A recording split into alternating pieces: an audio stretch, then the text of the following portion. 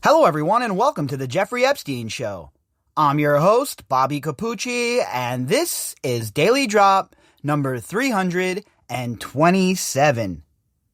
We've talked about Leon Black quite a bit here on the podcast, and we have laid out Mr. Black's relationship with Jeffrey Epstein and the fact that he stayed a staunch supporter of Epstein's even after the conviction. Now, Leon Black finds himself embroiled in the fallout of the Jeffrey Epstein sex trafficking enterprise.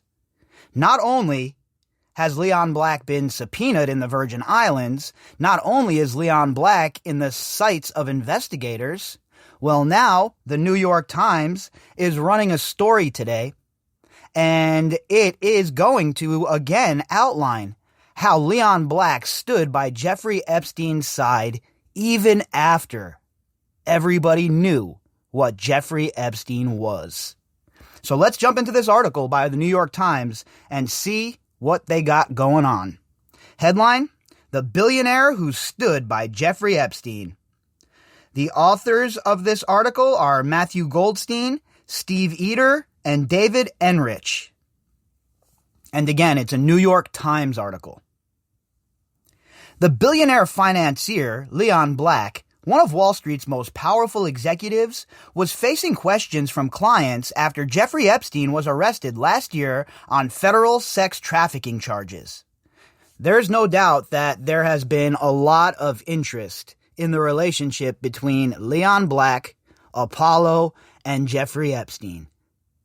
Just another billionaire who had deep ties to Epstein, who was tried to distance themselves from those ties. Just like Bill Gates, who keeps getting caught in lies about his relationship with Epstein. Leon Black is another one.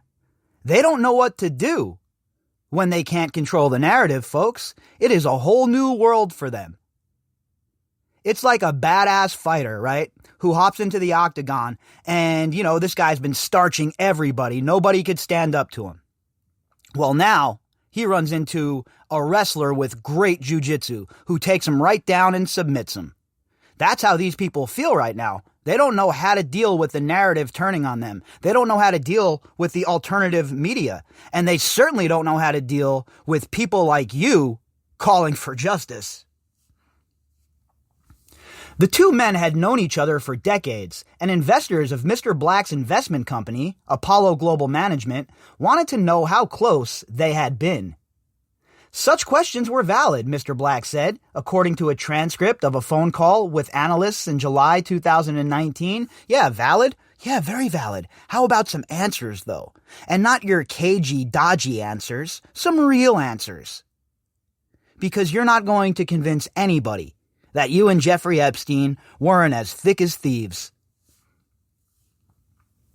He said in a letter that same day to investors that he had a limited relationship with Epstein, a convicted sex offender, and had consulted him from time to time on personal financial matters. Now, folks, again, I ask you, why does Les Wexner and Leon Black, two of the richest men in the world, need Jeffrey effing Epstein to help them financially? You think that's what was really going on, huh? That Jeffrey Epstein was this financial guru, this financial whiz, who was just wheeling and dealing and making money hand over fist for everybody. No, that was not occurring. And Mr. Black has a lot of explaining to do, because his excuse, not going to work. But their connection was deeper than Mr. Black let on. You don't say. The two men often socialized and dined together, and Mr. Black was a lucrative client for Mr. Epstein over the final decade of his life. So, the final decade of his life, 2010, after his jail sentence, all the way up to his death. And Leon Black stood firm. They were homies, right? Leon Black wasn't going to abandon his homie. So, he stood with Jeffrey Epstein, was still boys with Jeffrey Epstein, and I'm sure was still involved with him financially. Mr. Black wired Mr. Epstein at least $58 million in the years after Mr. Epstein's 2008 conviction for soliciting prostitution from a teenage girl, according to documents reviewed by the New York Times and interviews with 4 people with knowledge of the transactions. Does it shock anybody? I mean, how long do we have to scream from the mountaintops that the financial sector, the banking sector, is at the heart of all of this misery? And I'm not even using hyperbole here. It truly, in my opinion, is at the heart of all the misery. And I'm not saying that banks shouldn't exist, right? But there needs to be serious oversight of these banks and the predatory lending that makes people like Mr. Black and Mr. Epstein rich has to come to an end, folks. The transfers included $10 million to a foundation started by Mr. Epstein and consulting fees that were sufficiently unusual to draw scrutiny from Deutsche Bank, where Mr. Epstein kept his accounts. Yeah, of course. Look, if you're drawing scrutiny from Deutsche Bank, you really must be up to something, because this bank, as we all know, was the wild, wild west for money launderers and various criminals, insert scumbag here. So if they're concerned about your transactions, you're probably involved in some criminal-ass behavior. 2 of the people said the total amount sent by Mr. Black to Mr. Epstein could be as high as $75 million. And if he's sending $75 million, how many bags of cash have been brought to Epstein or vice versa? Again, I don't have evidence to directly point to that happening, but logic would lead you to think that this is a big-time cash operation as well. Not just these transfers, not just these where they thought they were being slick, where they thought they had compliance people on the take, where they knew they had CEOs and high-ranking executives in these banks to protect them. It was not clear what kind of services Mr. Epstein provided to Mr. Black, whose $9 billion fortune can buy him access to the best lawyers and accountants in the world. Just like I talk about with the masseuses, right? They really need massage therapists that are 15 and 16 years old with no training to give them massages, really? Because that's really going to work out all of the tension, right? Because they know exactly how to do that job. I stated if these people wanted to really get massages, they have enough money and enough resources to call in the best massage therapists in the world. But no, they used children because it wasn't about massages, okay? It was never about massages. It was always about sexual exploitation. Mr. Epstein, though he styled himself as a financial doctor to wealthy clients, was a college dropout who had worked on Wall Street for just a few years, demonstrated no great skill as an investor, and had no formal training in tax and estate planning. Well, look, I mean, if that's the way it works, I'm here to get some of this money from one of these billionaires. I'll be your financial advisor. And I'll make sure I divert all of your money to good causes as opposed to your evil-ass causes that you're involved in now, which seems to be all of them, right? The point is, Jeffrey Epstein had no business being the financial manager of Leon Black or Les Wexner. Jeffrey Epstein shouldn't be in charge of paring their socks in the morning. Mr. Black received personal trusts and estates planning advice, as well as family office philanthropy and investment services from several financial and legal advisors, including Mr. Epstein, during a 6-year period between 2012 and 2017. That right there is damning alone. Why are you associating with Jeffrey Epstein after his conviction? How do you defend that? How can you possibly come out and defend that? There is no defense for it, and I don't even want to hear it, honestly. These people that were with him and associating with him and cavorting with him and in business with him, especially after the conviction, forget it. Those people are the scum of the earth, in my opinion. What, your Google doesn't work? You can't do a quick search of the millionaire's house you're going to? Give me a break. Said Stephanie Pillersdorf, a spokeswoman for Mr. Black. The trust and estate planning advice was vetted by leading auditors and law firms. So why didn't they just use those leading auditors and law firms? Why did they get Jeffrey Epstein and then have to vet his information? None of it makes sense. Just like everything else in this case, these people are talking themselves directly into trouble. You know why, folks? Again, because they are not in control of the narrative and they are on their heels. They have no idea how to react to this full frontal assault. The business relationship ended in 2018 because of a fee dispute, and Mr. Black stopped communicating with Mr. Epstein, she said. Oh, yeah, well, okay, so that's all. We should just forgive him then, right? Mr. Black is in good standing within the community. Yeah, right. And what, did Mr. Black get tipped off that Epstein was about to get arrested again? Sure seems convenient, huh? Right before Epstein's second arrest, that Mr. Black, all of a sudden, they have a fee dispute, just like he had a dispute with Les Wexner? Sorry, I'm not buying any of it. And in fact, when we're dealing with people that are engaged in spycraft, the face that they're wearing is not the true face that they possess. Mr. Black continues to be appalled by the conduct that led to the criminal charges against Mr. Epstein, and he deeply regrets having any involvement with him, Miss Pillersdorf said. That's not good enough. And why are you saying it, Miss Pillersdorf? Why doesn't Leon Black come out and say it himself? Hold a press conference, take questions, or go and speak with the FBI. Go and tell them what you know. All of these people with their grandiose denials have no idea just how deep they're digging themselves. She added that Mr. Epstein did not do any work for Apollo, whose investors include some of the biggest public pensions in the country, large sovereign wealth funds, and private foundations. Imagine you have your money invested in a public pension, and you find out that Jeffrey Epstein had his grubby-ass fingers all over it. Forget it. Absolutely, I would go batshit, folks. Absolutely batshit. The fees from Mr. Black help explain a mystery about Epstein's wealth. How a man who left behind an estate worth more than $600 million made money in the years after his most lucrative client, the billionaire retail magnate Leslie H. Wexner, cut him off. Well, it's pretty simple. There were other people who were involved in that. And do we really know Wexner cut him off, or are we just taking him at his word? Just because somebody says, oh, I'm not associating with this person, doesn't mean the back channels aren't open, doesn't mean that they're not really associating.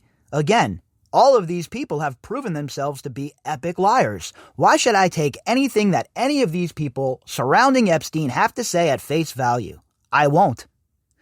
I need proof of all of their statements at this point. Some of the payments from Mr. Black are described in an internal report by Deutsche Bank, which served as Mr. Epstein's primary banker from 2013 into 2019. The report was provided to regulators who fined the German bank over the summer for its failure to catch numerous red flags in Mr. Epstein's financial activities. Yeah, you mean like 97 transactions out of $7,500? Seems like that would be pretty odd, huh? Portions of the report reviewed by The Times describe a payment of $22.5 million in 2017 by a company called BV70 LLC, which the bank said owned Mr. Black's yacht, to Plan D, the company that managed Mr. Epstein's Gulfstream jet. So these people even have LLCs for their jets and for their yachts, and all of it is loophole bullshit. All right? All of these rich billionaires, every last one of them, are playing these games. So until Congress writes laws that stop this, it will continue to go on forever. And the only way to get Congress to write those laws is to vote all of these slimy, smarmy thieves right out of office, folks. When an employee in Deutsche Bank's anti-financial crime division inquired about the payment, she was told by another bank employee that it was for a fee for consulting services provided by Southern Trust Company, one of the dozens of entities Mr. Epstein operated in the Virgin Islands. There was no explanation for why the payment went to Plan D. Yeah, of course there wasn't, because there is no explanation. Not an explanation they can give to regulators, not an explanation they can give to law enforcement agents, because if they did, well, they'd be in big trouble. So what we see is more ducking, more dodging, and more obfuscation.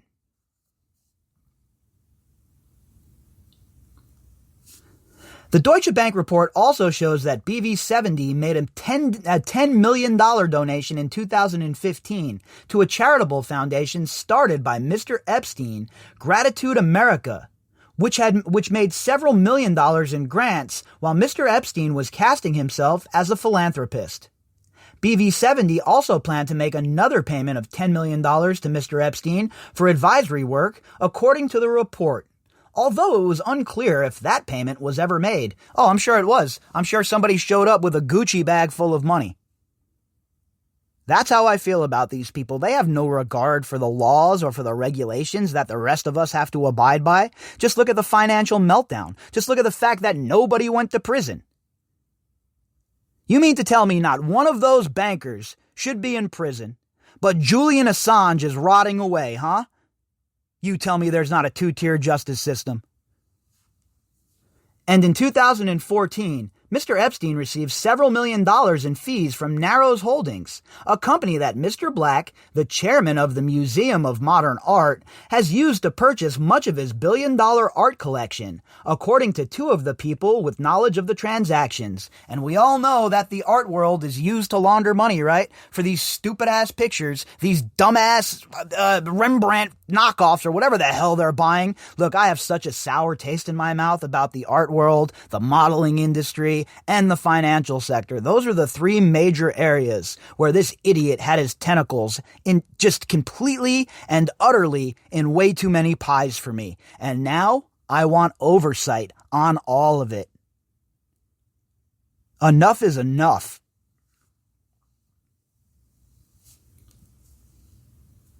Mr. Epstein portrayed himself as a financial guru to the wealthy, although for many years his chief client was Mr. Wexner, the founder of L Brands, which owns Victoria's Secret. Mr. Epstein was first publicly accused of engaging in sex with underage girls in 2006, and Mr. Wexner said he cut ties with Mr. Epstein at the end of the following year. Oh, just another coincidence, right? Right before Epstein gets arrested. I'm sure that nobody tipped Wexner to what was going on. I'm sure that Wexner's contacts in the intelligence agencies didn't tell him anything, right? They didn't tell Leon Black either. They just happened to just magically, right before Epstein gets arrested, they end financial ties with him, huh? That is called cover, my friends. Mr. Wexner said last year that Mr. Epstein had misappropriated vast sums from him. Mr. Epstein had returned at least $100 million to Mr. Wexner, the Times has reported. Yeah, I'm sure that was stolen. That wasn't money that was just given to Epstein. Nah, I'm sure Epstein stole it. And then Wexner just didn't report it for all of those years. A cool $100 million, no big deal. Drop in the bucket. Give me a break. Nobody believes that. These dudes don't want to get rid of one single dime. Never mind getting pillaged for $100 million. Yeah, right. In 2008, Mr. Epstein pleaded guilty in Florida to a state prostitution. Holy cow.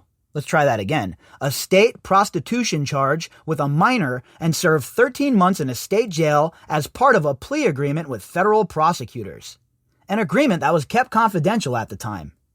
He kept a low profile for the next decade, but after an investigation by the Miami Herald drew attention to his plea deal, federal prosecutors in New York charged Mr. Epstein with sex trafficking in July 2019. His death the next month in a Manhattan jail cell was ruled a suicide. Yeah, I'm going to go with alleged suicide. I don't care what they ruled. Again, I really do not trust the powers that be, especially the people at the Just Us department. I mean, wow. How many coincidences are they going to have us believe? Mr. Black knew Mr. Epstein for decades. In 1997, he made Mr. Epstein one of the original trustees of what is today called the Deborah and Leon Black Foundation, and was among the high-profile figures who maintained ties with him following his prostitution arrest. That's what the arrest might have been for, but all you needed to do was Google his name and you would know exactly what else was going on. It's such a gross description of what Jeffrey Epstein was about. They included Bill Gates, the Microsoft co-founder, Lawrence Summers, the former president of Harvard, James E. Staley, now the chief executive of Barclays, and the hedge fund manager, Glenn Dubin, and his wife, Eva. And all of those people have been eviscerated here on this podcast from the very beginning. We've been on to these scuzzballs since the jump, right? Anybody that was mentioned in court documents, we dove right into. And as you can imagine, what we found is disturbing. Mr. Epstein frequently hosted Mr. Black at his New York mansion, usually meeting him for breakfast or lunch, according to 4 people familiar with their relationship. In 2012, while on a family vacation in the Caribbean, Mr. Black traveled by yacht to attend a cookout at Mr. Epstein's private island residence in the U.S. Virgin Islands, 2 of the people said. So, I thought there was no wives allowed. Isn't that what he told Bobby Slayton? Nah, no wives, bruh. But if you're Leon Black, well, no problem. Bring whoever you want. The 2-tiered system that these people live in needs to be crushed under the heel of the people. In 2011, Mr. Epstein's financial advisory firm, Financial Trust, joined Mr. Black and members of his family in investing in a small emissions control company, Environmental Solutions Worldwide, where 2 of Mr. Black's sons serve as board members. The company did not respond to requests for comment. Of course they didn't. Why would they respond and dig themselves deeper? They figure if they just shut up, keep quiet, they'll be able to ride this out because people will forget about what's going on. Well, they didn't count on you folks. According to an archived version of one of Mr. Epstein's websites, the men visited Mr. Black's alma mater, Harvard, together. Although the university stopped accepting gifts from Mr. Epstein after his 2008 plea, according to a report by the university, Mr. Black had given at least $5 million to professors, and Mr. Epstein's staff members had played a role in facilitating the Black donations. Mr. Epstein's staff members, huh? You mean the Core 4, right? And Indike and Khan. Oh yeah, that's who you meant, because that's exactly who was involved in this shit. Business records from the Virgin Islands reviewed by the Times last year show how Mr. Epstein's business suffered following his 2008 case. The conviction coincided with the fallout from the financial crisis, which cost Financial Trust $150 million. The company took in just $200,000 in fee income from 2008 to 2012 before closing down that year, the records show. It doesn't matter to them. You really think the balance sheet mattered to them? The budget sheet for this company? It was a front company. Turn and burn, baby. Wash that money, burn that shit out and go. Just like the mafia. That same year, Mr. Epstein established a new business, Southern Trust Company, which he told territorial officials was primarily a DNA data mining and genetic research provider with a financial arm. There's little evidence the company, which had no scientists on its 9-member staff, ever did any research. And that is why I say that the Virgin Islands should get not one single penny from the estate. That should all go to the survivors. The Virgin Islands played a role in facilitating all of it. So they don't get one single dime. I am sorry, Denise George. Not one red cent. Southern Trust collected more than $180 million in fees between 2013 and 2017. In 2018, the year Mr. Black said he cut ties with Mr. Epstein, Southern Trust reported no fee income. So, what was Mr. Black doing? Was he laundering money through Southern Trust? Sure looks that way. Now, I don't have any direct evidence pointing there, but folks, we've pulled back the curtain enough to take a good look, haven't we? And what do you think is behind that curtain? More financial douchebaggery. The Attorney General of the Virgin Islands, Denise N. George, filed a civil forfeiture lawsuit against Mr. Epstein's estate this year, claiming that Mr. Epstein had deceived officials to get Southern Trust a lucrative tax break and used his island retreat to engage in sex trafficking. Ms. George's office said in court filings that she intended to serve subpoenas on Mr. Black and several of his business entities. Ms. George has also said she intends to serve a subpoena on Mr. Dubin as well. It's about time, right? It's about time somebody serves these people. And as critical as I am of Denise George and her chase to grab some of this money, I really support her actions chasing these people down when it comes to subpoenas, et cetera, because none of the other prosecutors have had the stones to do it. So it's good to see at least one of them does. Mr. Black's representatives have been gathering documents to hand over to the Attorney General's office. Mr. Black was prepared to cooperate with Miss George's request, Miss Pillersdorf said. All right, well, let's see. We know that Prince Andrew also said that he was ready to cooperate, and here we are. So, as we move forward, as the entanglements become a lot stickier, people like Leon Black are in for a few sleepless nights. If you'd like to contact me, you can do that at bobbycapucci@protonmail.com. That's BOBBYCAPUCCI@protonmail.com. You can also find me on Twitter at BOBBY_CAPUCCI. All right, everybody, I'll be back later on. Enjoy your day.